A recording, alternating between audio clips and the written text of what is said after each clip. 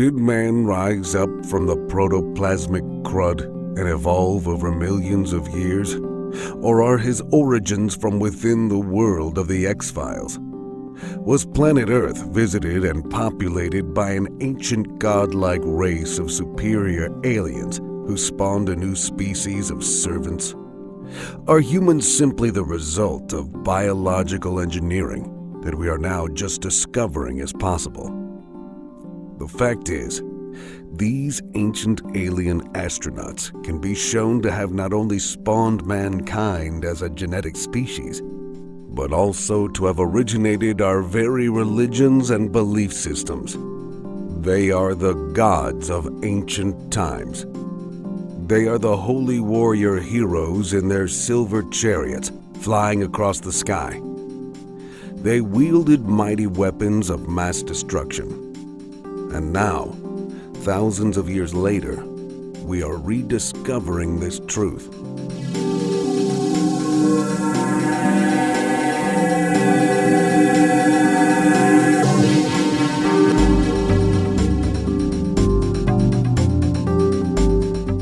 We have very strong historical evidence that they came. We have thousands of stories in myths and religious texts speaking of aliens visiting Earth, creating mankind, ruling over them for millennia, and even mating with them. We even know that a series of great battles ensued between the originators and their offspring. All of this gave rise to our world religions, and it is in the sacred texts and historical writings that we shall discover the truth about the aliens that made us. These alien astronauts are the very roots of humanity itself. These ancient astronauts gave humanity knowledge, religion, and culture. It was a mirror of their own mother culture. They aided in the building of huge and complex structures across the globe, from the pyramids of Egypt to the stone heads of Easter Island. They aided us to worship them. Over time, our memory of these alien visitors has become our religions. The giants of the Bible are everywhere. Take the Assyrian or Babylonian fish deity Oannes, or Dagon. Here is a prime example of an alien god from ancient times. It is a being with humanoid features, but also part fish or with scales. Oannes came to the people of Sumeria and gave them vast knowledge: agriculture, mathematics, art, healing, and more. Eventually, this tale would be remembered in the Bible of the Christians as Jonah, who was swallowed by a fish.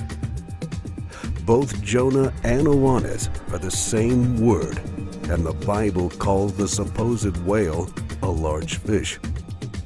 In the Bible, Jonah is special to the heavenly God. He is a prophet or speaker on his behalf. He is sent on a mission to pass on God's knowledge to the people. It is only by being launched from the mouth of a giant fish and landing safely on shore that Jonah could get the stupid people to listen to him. Apparently, it's perfectly okay to believe that all of this is true, and yet ridiculous to believe that this is a folk memory of a very real, special, intellectual being trying to get humans to learn. The image of Jonah emerging from the mouth of the giant fish is in fact no different to the images of Oannes, or half-man, half-fish being. It is an alien creature sent by the alien gods to impart knowledge. We do not have to believe that our ancient monuments and artifacts were made by ancient aliens. We simply need to see that they were influenced by them, that they are mankind's ideas of the things they saw and experienced. Depictions of alien creatures with seemingly omnipotent knowledge and power. If I were to step back in time 2,000 or 3,000 years, I too would appear strange and yet all-powerful to our ancestors. my knowledge could alter the course of human history. How much more powerful would be an ancient alien visiting Earth many more thousands of years before? Great monuments around the world still to this day hold secrets within them that man in the 21st century has yet to unlock. How can it be that the builders of Stonehenge 4,000 or 5,000 years ago knew so much more than we do? How can it be that the Great Pyramids of Egypt are still holding on to their secrets? It is simple. The knowledge has been lost, or it left in craft and flew back to heaven. Gods of ancient times were very much like humans, and yet different. Zeus, the high god of ancient Greece, could change shape, and he was not the only one. Our religions are a direct result of ancient mankind's contact with alien visitors. Gods that could change the weather, bring fire and lightning out of the sky, make the oceans bubble, wipe out whole nations, fly across the sky in war chariots, rise from the dead, change shape, raise the dead, walk on water, command armies of flying, glorious angels, and so much more. Where these ancient beings came from, we simply do not know. But they came. We can say with relative certainty that they came at least 5,000 years before Christ, and probably in Sumeria, Turkey, and Africa, for it is here that civilization emerged. There is one all-encompassing being that rules them all, and which has entered into every religion, fable, and myth across the globe. It has been misunderstood as a reptile by some, but the truth is that our ancestors saw this wise, all-knowing, and healing deity as a serpent. In order to understand the sheer amount of evidence there is for this ancient alien race of serpent gods, we have to look at the evidence piece by piece. In the beginning, we pointed out that mankind may very well have been genetically modified so as to be reborn. This then must lead us to the origin story of mankind, and a great many of them all speak of the same thing: a serpent-related origin. Let us look at the most famous of these, Adam and Eve. Remarkably, we find that both are in fact related to ancient serpent worship from their Sumerian origins, a religion that is in fact worldwide. The word Hevia is the root of Eve and means female serpent. It is connected to the same Arabic root which means both life and serpent. So Eve is the origin of life, and she is a female serpent. But where did she come from? The Persians called the constellation Serpents, the little Ava, or Eve. This is a folk memory of the origin of the mother of mankind. Little Eve, the female serpent, came from the heavens. But what about Adam? In Old Akkadian, Ad means father, and Adam was closely associated in legend with Seth, Saturn, Thoth, or Tatus, who were all serpent deities. So Adam is the father serpent of mankind. Therefore, the children of Adam and Eve must therefore also be serpents. In fact, Abel means serpent shining, and Cain was called the son of serpents. So Adam and Eve, the progenitors of the human race, were serpents from heaven and gave birth to shining serpents. Why would this be, if not to explain the origin of our species to those with the eyes to see? So many of the myths of the snake culture crossed over during the vast period that encompassed the many rising civilizations, and so many of the myths emerged within the fables, folk tales, and religions of Greece, Rome, and Egypt. They took on the ideas of the earlier beliefs and fostered them, adding their own unique element.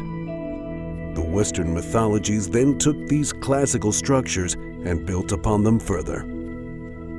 But we can see the prevalence of the serpent culture even within the names of the various places and deities from antiquity. Eusebius is credited with announcing to the world that even the Zoroastrians called their expanse of heaven after the serpent. This is true of many cultures. The heavens were described as the place of serpents, the same serpents that originated mankind and gave him knowledge, just like the snake in the Garden of Eden. In Chaldea, that most ancient of places, the city of Ophrys on the Tigris is named after the serpent, and it is said that the people there were addicted to the divination and worship of the serpent. The serpent worship passed on swiftly into Egypt, where the deity was known initially as Kanof, Kanef, and Kanef.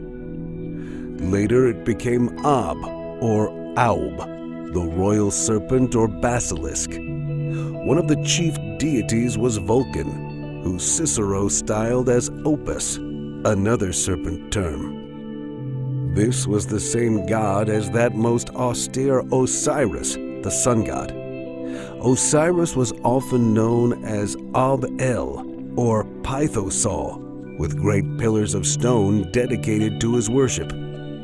These pillars became known later on in Grecian times as Obelos, or Obeliscus, now seen as the obelisk related to basilisk. They reached towards the heavens, back home to where they came from, as if pointing a finger. Think about that for a moment. One of the most iconic of monuments in the world is the obelisk, named after the serpent deities that gave mankind the knowledge to build them, and it points home. With this knowledge, a new investigation should be undertaken to work out precisely where these ancient monuments pointed in the heavens. Are these really clues left behind by our ancient alien gods for us to discover when the time is right? We probably do have the oldest serpent symbols in the Sumerian legends. Their word for dragon or winged serpent was Ushum, and their origin can be traced back to 5000 BC in the story of Zu. However, the Chinese also have a claim that dragons can be traced back to 5000 BC, which would not be surprising if the ancient aliens had visited Earth at that time. Is this our evidence of just when they arrived? In Central Africa, the peculiar and famous Dogon people have a divine serpent called Lib, who is the first member of the living dead. It is a serpent who has the first power to overcome actual death. He is not a man, for no man can overcome death. He is a serpent god, which had come to them from above. In the fantastic array of Egyptian legend, there are those gods which have always stood the test of popularity. One of these is Osiris, who, it was said, entered the tail of the great serpent, was drawn through its body, and came out through the mouth, born anew. Did the aliens then have the power to bring man back from the dead, like the fictional tales in Stargate? Another great and powerful name in the Egyptian pantheon has to be Isis. Sacred snakes were said to have lived in the temples of Isis and gave oracles. Just replace sacred snakes with aliens, and we have powerful beings able to offer up wise counsel and predict the future. It was believed that horrendous disasters would befall Egypt if the snakes ever decided to leave. Egypt's mother of creation, Puruachet, was also a serpent. The hieroglyphic snake stood for goddess and eventually Uraeus, later to become one of the secret names for God in medieval alchemy, a subtle allusion to God being both male and yet female. This Egyptian Uraeus, or Asp, was a guardian god of the Delta region. It is the name for snake, which is seen on the foreheads of It is the Egyptian cobra, and it was said to be the snake Cleopatra chose to use when committing suicide. It would be the bite of the asp which would lead her into eternal life. This is how it was seen, not as a terrible and wasteful suicide as we would see it today, but a stealing of her soul from those who would oppress her and delivering herself up to life immortal in the other world. Take all of this now and turn it towards the ancient aliens. We have the power of the serpent, giving the queen the ability to travel to the other world, a world where the gods lived. This is the immortality that the serpent can bring, and they were all known as Shining Ones. The term, in fact, seems to be around the globe. The Sumerian El means simply bright or shining. The Old Irish Ailil means shining. Old Cornish El means shining. Elf means shining, hence elves as tall and mysterious angelic beings. The Inca Ilah is bright or to shine. Babylonian Elu is to shine. There are more, but they all relate to the gods or special shining beings that created, taught, and controlled mankind. They owned us. Baal, the deity often spoke of as the Lord in the Bible, is also seen as a shining one in the Old Testament and is called the owner. At that time, there were so many owners or shining ones. In fact, there was one for each village. These are the governors of men, shining reptilian alien beings with vast knowledge, and their existence has been passed down to us in religious texts, fables, folklore, and myths. According to General Albert Pike, the famous Masonic historian, in Morals and Dogma, the Elohim were the host of heaven, ascending and descending to pass messages to and from God or the leader Yahweh. These beings came down to us from the heavens and back again. If this is not evidence of ancient aliens, then what is? Some of the Shining Ones were termed Watchers and are akin to the angels of the Lord. Yahweh Elohim means simply leader of the Shining Ones. So, now we have these plural Elohim or Shining Ones as gods being above even the kings and supplying watchers to watch over man. The Egyptian Book of the Dead calls these watchers Anubis and Horus. They came from a faraway place. According to the legend of Votan from Mesoamerica, Votan was the serpent who was a descendant of the race of Can and was called a guardian or watcher. The Hebrews termed these watchers as those who watch. In the Greek, this is translated as gigantes or giants, a race that even the 907 BC writer Hesiod featured as being monstrous due to their serpentine aspect. Now we can understand the role of the giants that are seen across the world of folklore as the presence of the alien watchers. This story of discovery becomes ever more exciting when we see things like this clearly, and old stories only brought back to life, but are given a new dimension. Suddenly, fanciful ideas become the foundation of a whole new history of the world. that stories people have retold for generations are in fact vessels of hidden knowledge, and that we are the ones who can now see the truth revealed for the first time.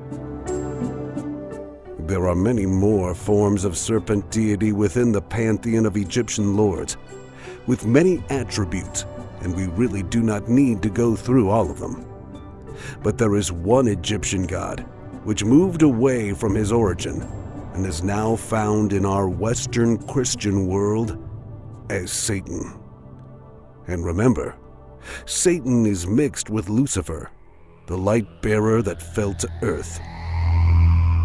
One of the attributes of the Egyptian Set was the serpent, and as Set-hen he became Satan when the Hebrews emigrated.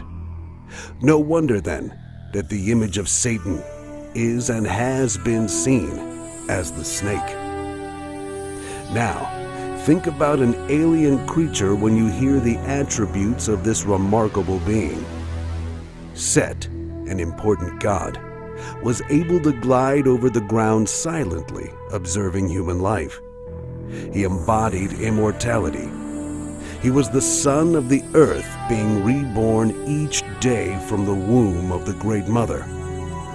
He was the consort of the goddess Setet, which is said again and again to have eventually evolved into the very biblical temper of Eve. Set later even appeared in Russian folklore as Kosheki, the Deathless, moving on to become the dragon that must be slain to receive immortal life.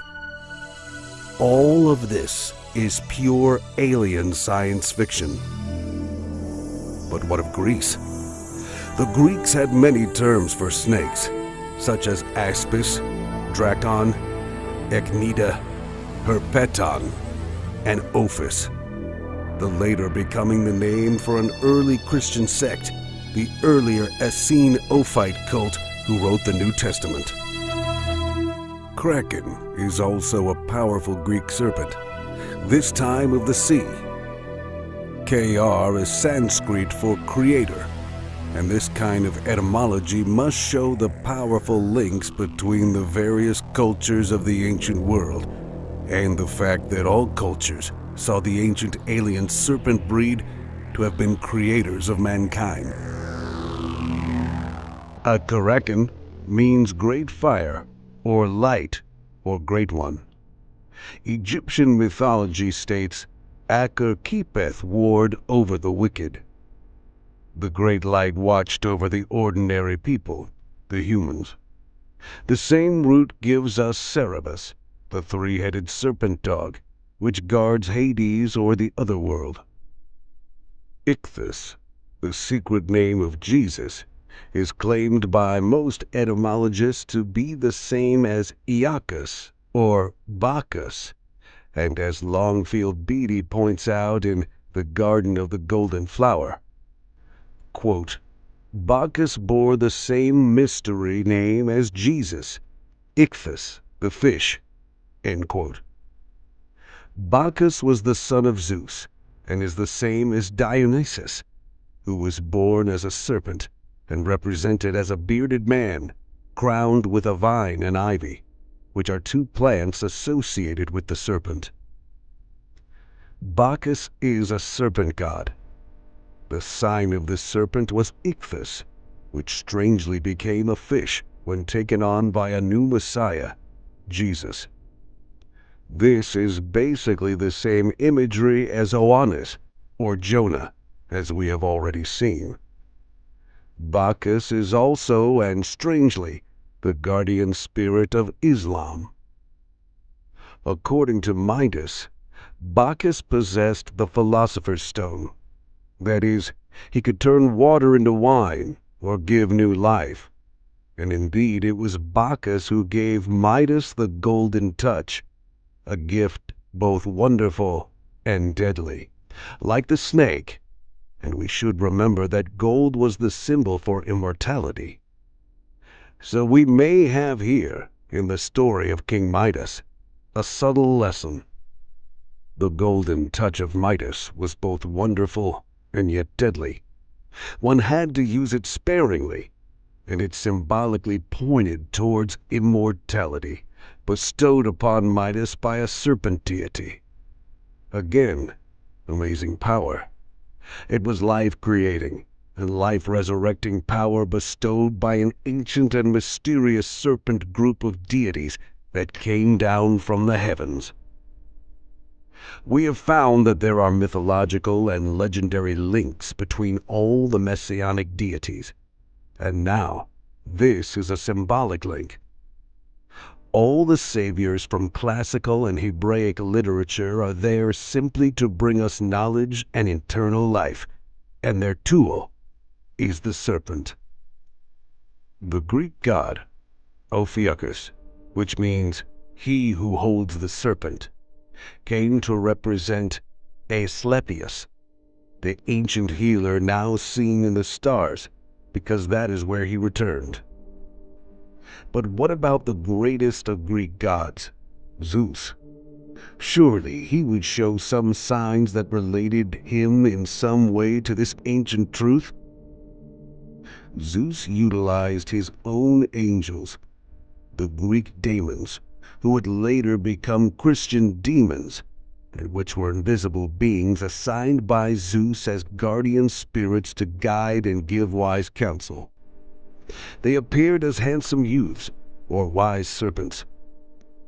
This greatest of Greek gods utilized the snake to avoid death and to bestow wisdom. Although we know in today's age that Zeus was not real, we do know that these myths and legends were created or adapted in order to make certain points as folk memories of a very real period of contact with alien species.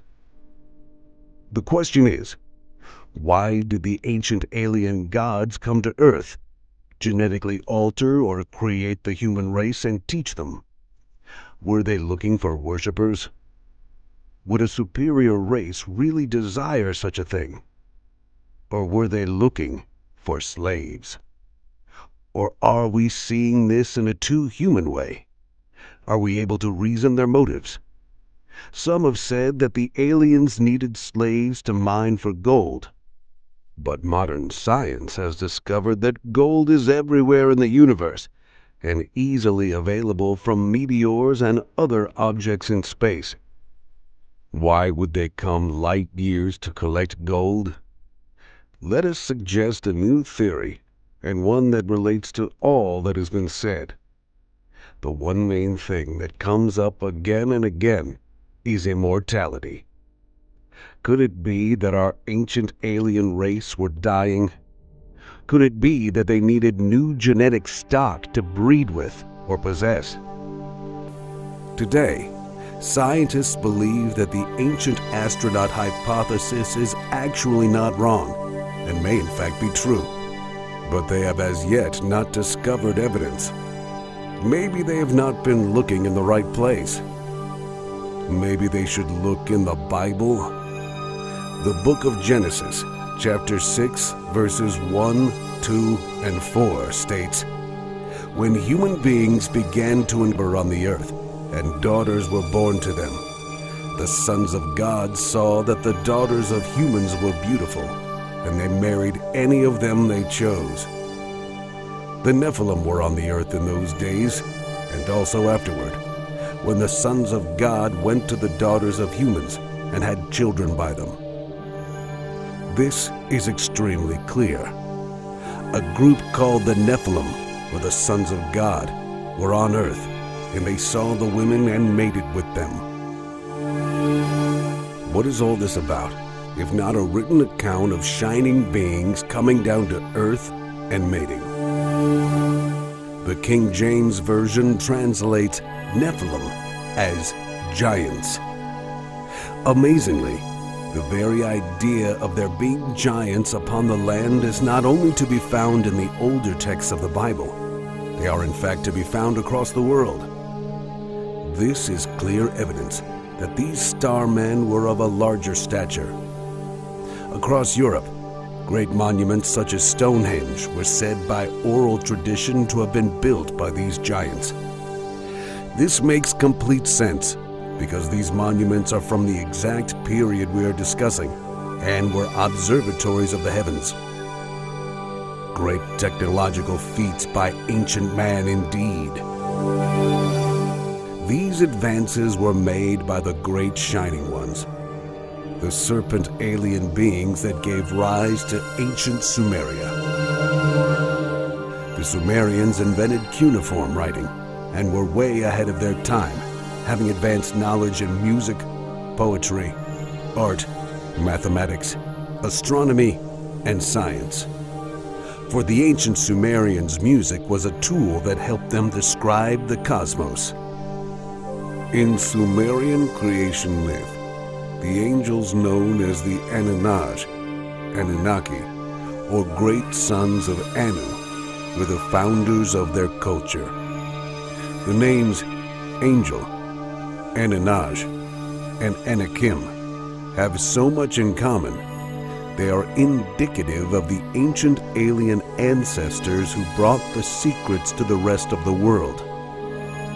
Interestingly, Anunnaki is phonetically similar to the Hebrew Anakim, the giant race, and also Angakok, the shaman, from Greenland to Alaska. These ancient alien beings are in the Bible as angels and gods, or Elohim, because the Hebrews utilized the Sumerian myths when writing their own. The book of Enoch in the Bible tells us that these sons of God were in fact called Watchers and numbered around 200. An elite group of beings that watched over mankind. They are said to have descended to earth and bred with humans. They had offspring, and these were called Nephilim, or giants. Mankind was given great knowledge by these Watchers and Nephilim, but eventually, the Nephilim and mankind turned against each other, and God stepped in. The humans who had gained the greatest knowledge, the Watchers and the Nephilim, were destroyed in the Great Flood. This knowledge imparted upon mankind was metallurgy, cosmetics, sorcery, astrology, astronomy, and meteorology.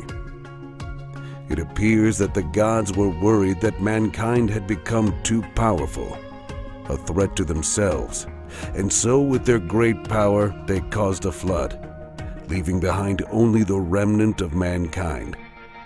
In the Bible, the Watchers are described as the fallen angels.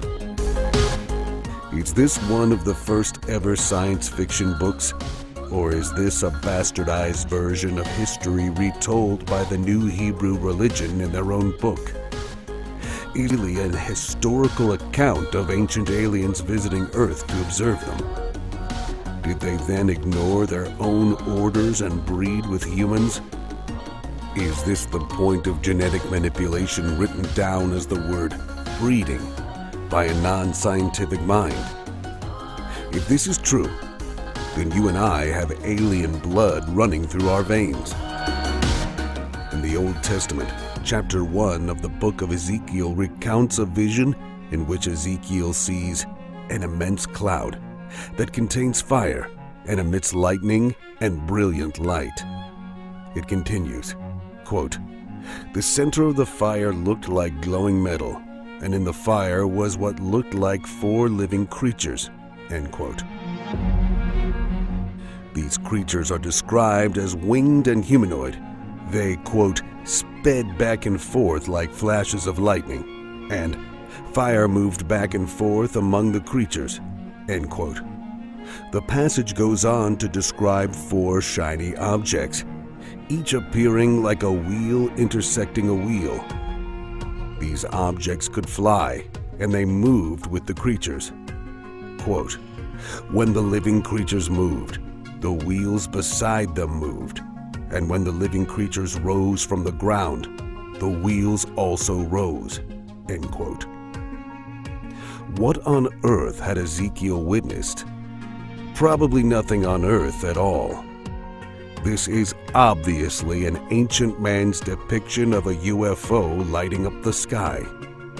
In fact, The Bible is full to the brim of alien history. There are powerful holy weapons that are capable of wiping out mankind, such as the Ark of the Covenant. There are angels flying down to earth, ladders to the heavens, the Messiah rising into the sky back to the heavens, floating beings, walking on water, shape-shifting, and so much more. All of this needs to be reappraised with a new outlook, an outlook of ancient alien visitation upon planet Earth. The history of mankind shall remain incomplete until we do. The aliens may have departed, but they came back, and history is full of the tales. In the second millennium before Christ, scribes of the pharaoh Thutmose III actually left us a record of ancient aliens. They saw what they described as fiery discs floating unnaturally in the sky above them.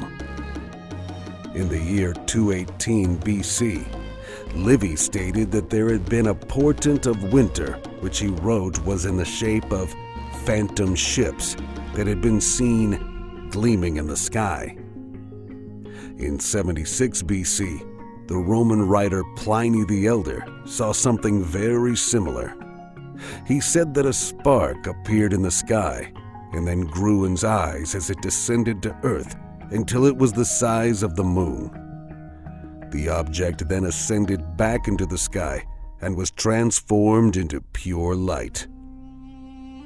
2 years later, Plutarch recorded the tale of a battle commanded by Lucilius. But before battle could commence, he states, all of a sudden, the sky burst asunder, and a huge flame-like body was seen to fall between the two armies. In shape, it was most like a wine jar, and in color, like molten silver. Zoom forward in time to the 2nd century AD, and we find the Roman historian Cassius Dio telling us about, quote, a fine rain resembling silver descended from a clear sky upon the forum of Augustus, end quote. It is stated that this fine silver rain was collected and used to coat bronze coins, but by the 4th day, the silver had vanished. There is no substance known with these properties, unless these were the remains of some alien ship. In 1492, the explorers Christopher Columbus and Pedro Gutierrez observed something very strange while on the deck of the Santa Maria. They reported a light glimmering at a great distance. It vanished and reappeared several times during the night, moving up and down in sudden passing gleams. We move forward now to the 16th century and to Nuremberg in the Holy Roman Empire. Reliable historical records tell us of an amazing event witnessed by the people of the town. They saw an aerial battle in the sky of alien craft. This was followed by the appearance of a massive black triangular object and a large crash just outside of the city. This is not a minor sighting. Residents saw hundreds of spheres, cylinders, and other strangely shaped craft moving erratically in the sky. This was not just one eyewitness. This is the record of the whole town of Nuremberg, and yet history ignores it. Just 5 short years later, in Basel, Switzerland, numerous spherical objects appeared in the skies which seemed to the citizens to have emerged from the sun. A 16th century woodcutting depicts this scene in which dark spheres were witnessed hovering over the town. The spheres appeared at sunrise. Quote, many became red and fiery, ending by being consumed and vanishing, quote, wrote Samuel Cocchius in the local newspaper on this date. 100 years later, the first mention of UFOs in Slovakia is described in the Lavoka Town's chronicles. The alien vessel is described as appearing like a silver lizard in the sky. In the 18th century, the English had their own remarkable sighting above Windsor Castle. A sighting occurred at 9:45 p.m. on the evening of August 18, 1783, when 4 witnesses on the terrace of Windsor Castle observed a luminous object in the skies of the home counties of England. Quote, "An oblong cloud moving more or less parallel to the horizon. Under this cloud could be seen a luminous object which soon became spherical, brilliantly lit." End quote. It is incredible that over this vast period of time, these vessels reported by eyewitnesses all appear to be silver out of all the colors that could have been chosen. Moving forward in time and across to the USA, we discover a wave of sightings that have become legendary. The mystery airship encounters began in California in 1896 and rapidly spread. Soon, reports of strange ships in the skies merged further east. There are many eyewitness accounts, and some of these describe being able to see occupants through the windows. There are even reports of physical encounters with the pilots themselves. They appear to be human, and their behavior is strange. It is said some of them claim to be from the planet Mars. These ships were fast, robust, and could travel over enormous distances unlike anything human technology had at the time. It was witnessed by hundreds of ordinary people and senators alike. And yet again, historians discount this massive amount of eyewitness data as a hoax of some kind. Who had the technology in the late 19th century to do such a thing? And why do we not have evidence of it? This is no hoax and should be taken very seriously. Why? Because it has been happening for generations and across the world. At the same time in Aurora, Texas, we discover an article in the Dallas Morning News describing an actual UFO hitting a windmill and crashing down to Earth. It is reported that the pilot was not of this world and as a Martian by the Army Signal Service officer at the scene. The alien did not survive and was actually buried near Fort Worth in the Aurora Cemetery. And what happened to the crashed UFO? It was dumped into a nearby well. Years later, Mr. Brawley Oates bought the property and cleaned out the debris from the well because he needed it as a source of water. He then went on to develop severe arthritis, which he claimed to have been the result of the contaminated water. He sealed the well with a concrete slab and put an outbuilding on top of it. Soon, more mystery aircraft were spotted, and not just in the USA. Moving lights and solid craft were spotted in the skies above Otago and elsewhere in New Zealand in 1909. All of these were reported to the newspapers, leaving behind a reliable eyewitness trail. In 1917, at the height of the First World War, witnesses saw something amazing in Portugal. Thousands of people saw the sun suddenly gyrate and then descend.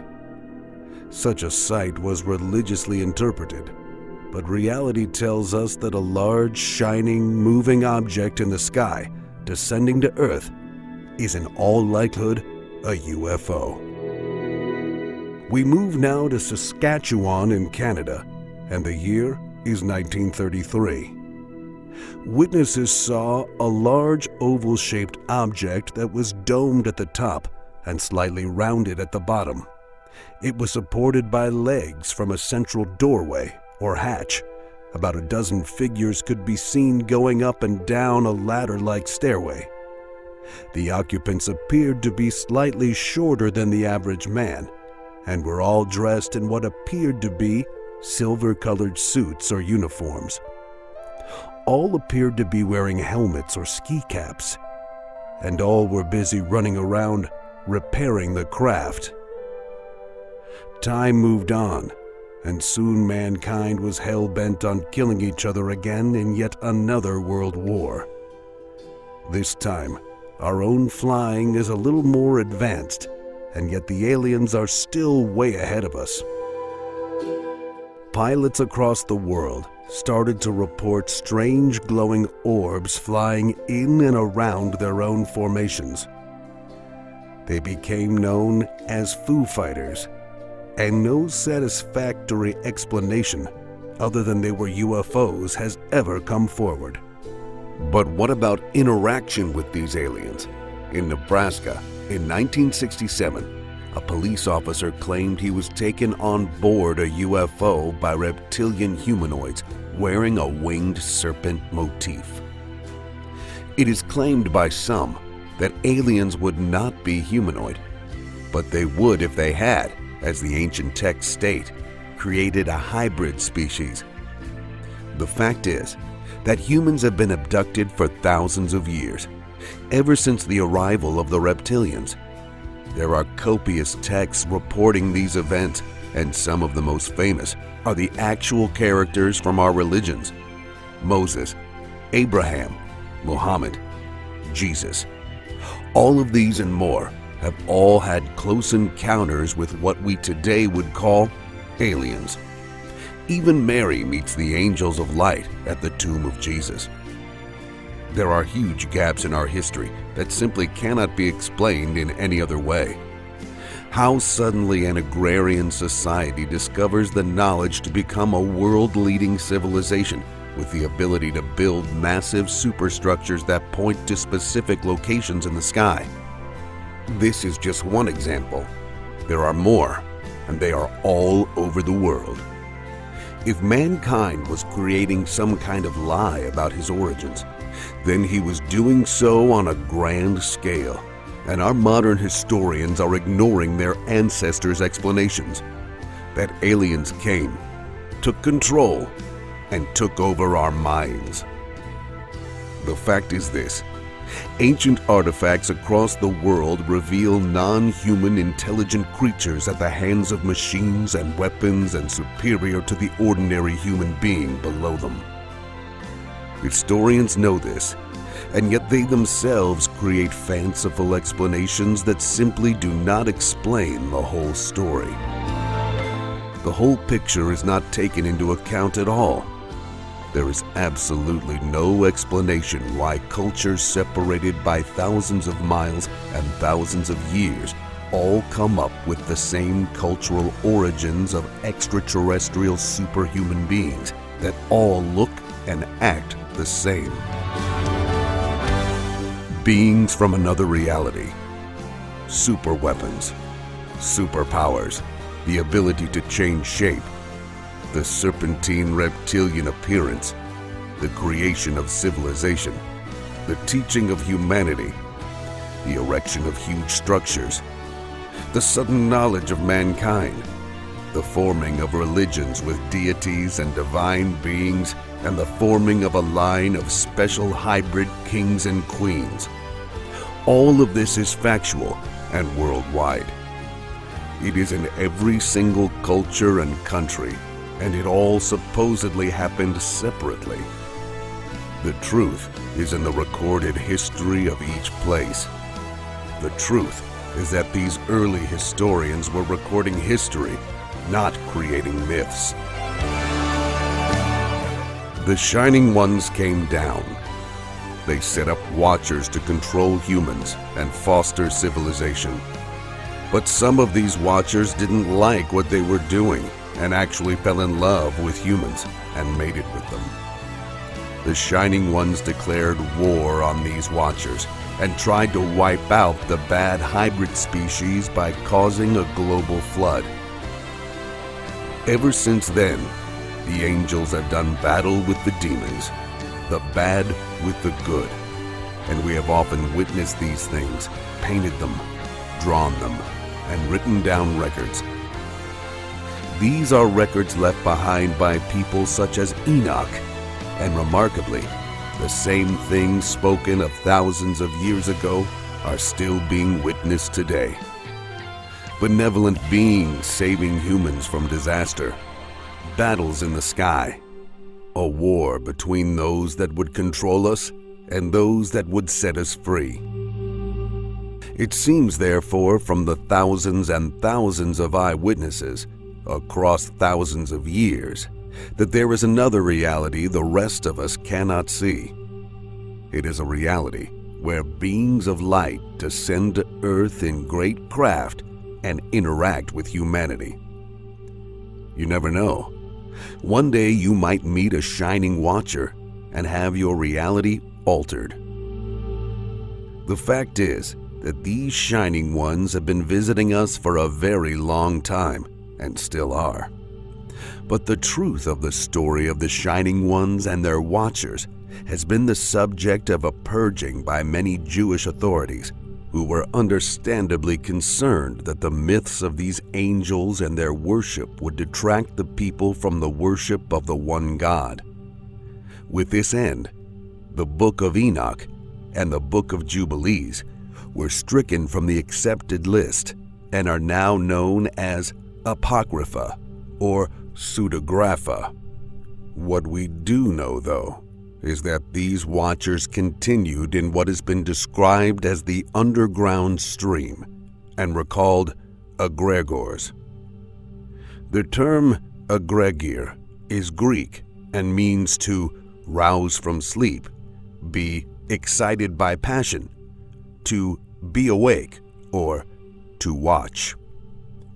Eliphas, the 19th century magician and mystic, speaks of these egregores on numerous occasions and even links them to the giants or watchers spoken of in the Book of Enoch, saying that they, quote, take shape and have appeared in the guise of giants.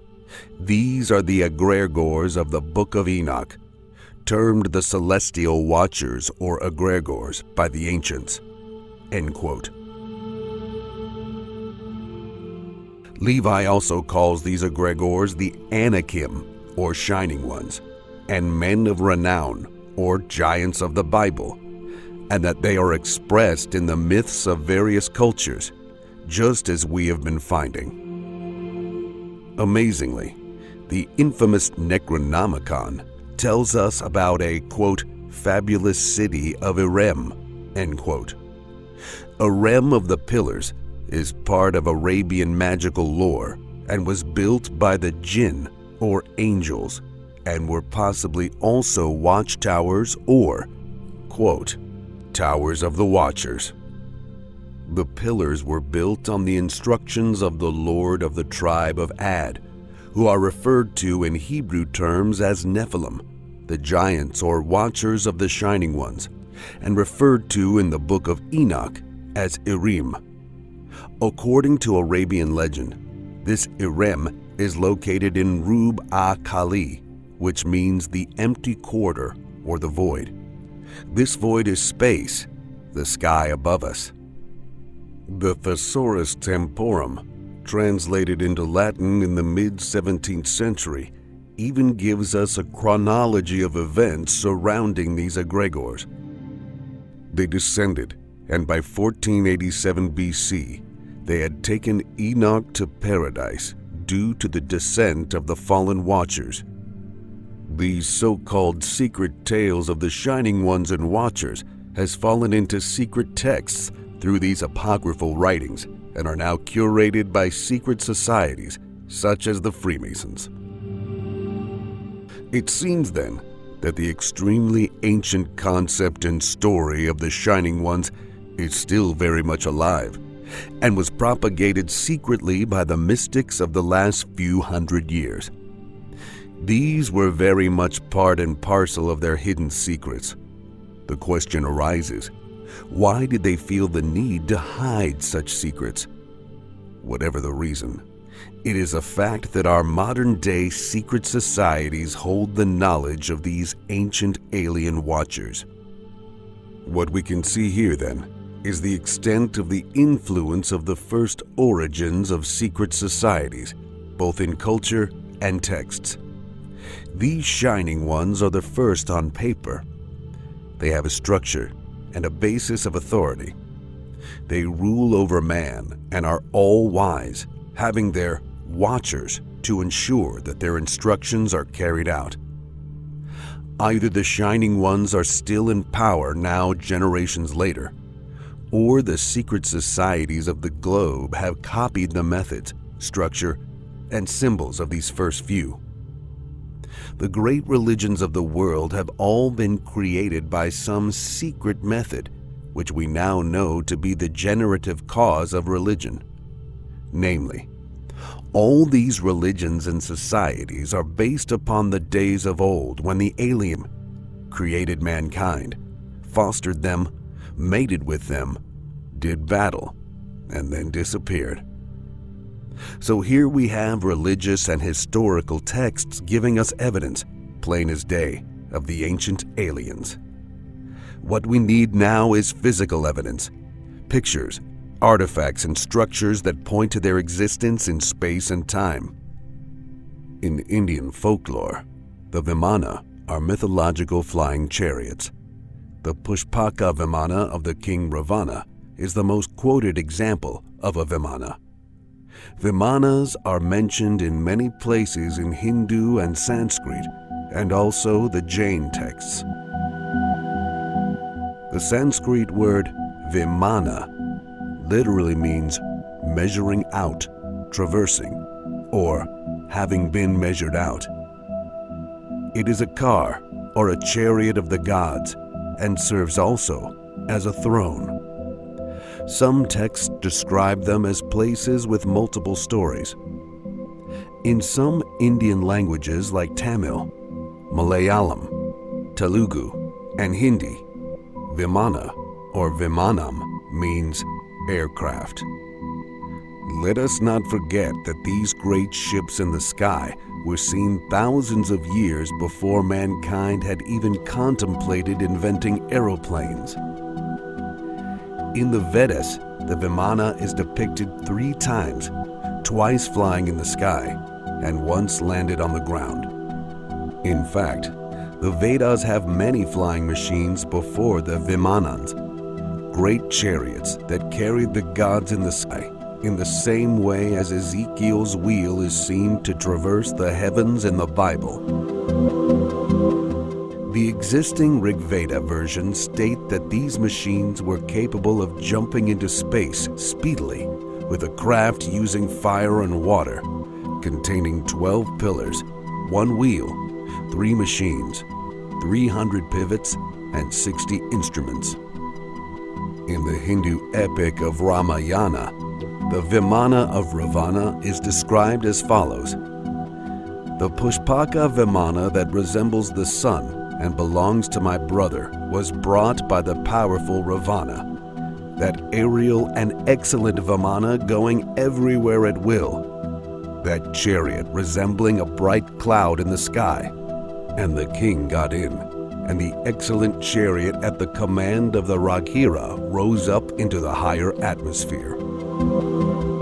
In Jain literature, the Vimana is a specific class of deity who dwell in the heavens. Lord Vishnu was so impressed by the devotion and singing of Saint Tukaram that when his time came, a Viman or heavenly aircraft shaped as an eagle came to take him to heaven. So these are alien beings or gods that are not of this earth and who are more powerful, wise, and knowledgeable than mankind. They travel up and down from the heavens in grand flying chariots. But there is more evidence that these aliens visited mankind from across the world.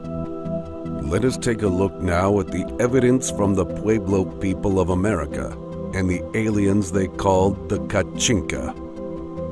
A Kachinka is a being and have brought to light a series of rituals practiced by the Hopi, Zuni, Hopi Tewa, and certain Karasan tribes, as well as in most Pueblo tribes in New Mexico. The Kachinka are supernatural beings, and today there are special dances for them and Kachinka dolls that are carved in their likeness. Each area has their own pantheon of Kachinkas, and much like the Watchers of the Mesopotamian era, they have human-like relationships and families, and they are seen as great and powerful beings. They can bring rainfall like the Elohim, healing, fertility, and protection. They are no different to the other ancient aliens we have been discovering. In Hopi tradition, the Kachinka came from the other world and settled with the Hopi. They were attacked and destroyed, and their souls returned from where they came. They left behind their clothes, masks, and instruments, and today the Hopi still dress as Kachinka and carry out rituals. There is no belief that the tales of the Kachinka are fictional. It is firmly believed that they were very real and did in fact come. Other aliens from around the world have been left to us in images we now call art. On 5,000 years ago, there are amazing images in Australia. These alien beings are known as the Wangina and are beings represented as giants, just as we discovered when the Watchers mated with humans and created a race of giants. These aliens have no mouths or ears, with cone-shaped heads. They are in fact reptilian or serpent-like. They are no different to the Anunnaki Watchers or any other number of ancient alien sightings from around the world. And yet, these civilizations are separated by thousands of miles and vast oceans. They are also said to have bred with humanity and created a hybrid race. In Utah, there are cave paintings created by the Anasazi and Fremont Native Americans that date right back to 5000 BC. These are, simply put, depictions of the ancient aliens. Large-eyed giants called the Star People from where they came. It is said these aliens came down to Earth, created mankind, and then returned to their heavenly home.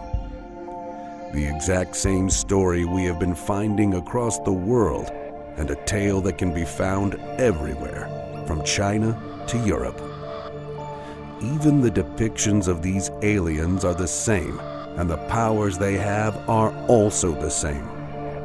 Again, the serpent is present, just as it is elsewhere. The oral traditions of the Anasazi states that these aliens bred once again with mankind and created a hybrid species that was superior to humanity. These images in stone are not fanciful fantasies. They are depicted alongside other quite normal animals, humans and plants, all depicted carefully. Why then would these images of the alien gods not also be depictions of what these ancient people actually saw? The fact is, these images are not alone. There are examples from Africa, China, Europe, and elsewhere, and all tell the same tale. All tell the story of ancient aliens that came from the heavens, are linked as bright and shining beings with serpentine imagery, genetically engineered the human race, bred with them, and created giants in the land, had amazing technology, and then disappeared. But we have to ask the question, did these aliens really leave us alone, or have they been visiting us? In fact, the list is almost endless and comes right up to modern times with thousands of sightings across the globe. Bright, shining craft seen in the sky. Reptilian aliens with serpent-like aspects observing mankind. Or, as our ancestors would say, watching. And so, we have seen copious evidence that our very origins are not as we once thought. That great shining serpentine beings came down to Earth, created mankind, ruled over them for millennia, and even mated with them. We have also seen evidence that they often return in remarkably similar fashion to the ancient tales. Is it not time for historians and scientists to take this evidence seriously and alter their own perception a little?